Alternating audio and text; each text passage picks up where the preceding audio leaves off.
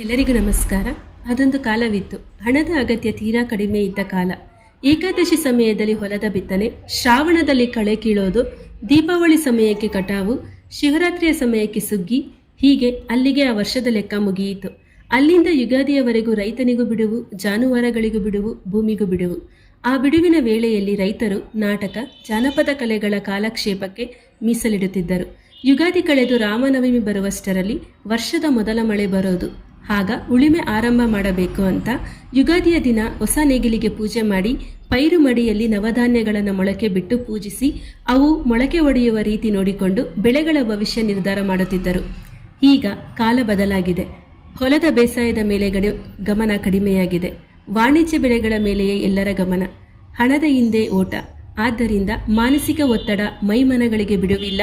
BP, ಶುಗರ್ಗಳು ತಂದುಕೊಂಡು ಅವುಗಳ ಜೊತೆ ಸೆಣಸಾಟ. ಇನ್ನು ಕೃಷಿಯಲ್ಲಿ ಹಬ್ಬದ ಸಂಭ್ರಮ ಎಲ್ಲಿಯ ಮಾತು. ಹಾಗಾಗಿ ಈಗ ನಾವು ಬದಲಾದಂತಹ ಸನ್ನಿವೇಶದಲ್ಲಿ ನಾವುಗಳೇ ಮಾಡುತ್ತಿರುವ ಪರಿಸರ ಮಾಲಿನ್ಯದಿಂದ, ಬದಲಾಗಿರುವ ಕಾಲಮಾನದಿಂದ ನಡೆಯಬೇಕಾದ ಪ್ರಾಕೃತಿಕ ಚಟುವಟಿಕೆಗಳು ಸರಿಯಾಗಿ ನಡೆಯುತ್ತಿಲ್ಲ. ಮಳೆ ಬರಬೇಕಾದ ಸಂದರ್ಭದಲ್ಲಿ ಬರುವುದಿಲ್ಲ. ಇನ್ನು ನಿಗದಿತ ಸಮಯಕ್ಕೆ ನಡೆಸಬೇಕಾದ ಕೃಷಿ ಕಾರ್ಯಗಳು ಹೇಗೆ ನಡೆದಾವು ಹೇಳಿ? ಇದಕ್ಕೆ ಅನಿಸುತ್ತೆ ಈ ಗಾದೆ ಮಾತನ್ನ ಹಿರಿಯರು ಹೇಳಿದ್ದು, ವಿನಾಶಕಾಲೆ ವಿಪರೀತ ಬುದ್ಧಿ ಅಂತ. ಧನ್ಯವಾದಗಳು.